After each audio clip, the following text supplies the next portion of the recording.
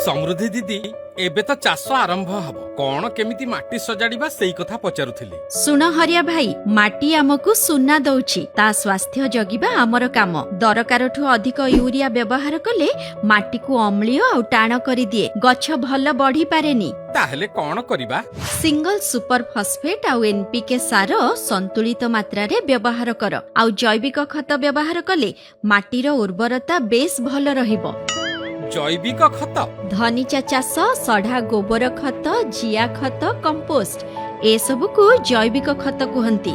जमी रे आवश्यकता नथिले आदौ रासायनिक सार व्यवहार करिबनी। कोन बुझिल तो हरिया भाई? खाली मु बुझिनी समृद्धि दीदी, एक कथा समस्तंको बुली बुली कहिबी। जैविक खत जमी पई सर्वोत्तम। सार किणुथिले दोकानी ठारू रसीद निश्चय नियंतु। सर्वाधिक खुचुरा मूल्य ठारू अधिक दाम दियंतु नाही। सार कला बजारी रे रोक लगांतु। फसल रे संतुलित खाद्य सार कम खर्च रे बहुत उपकार।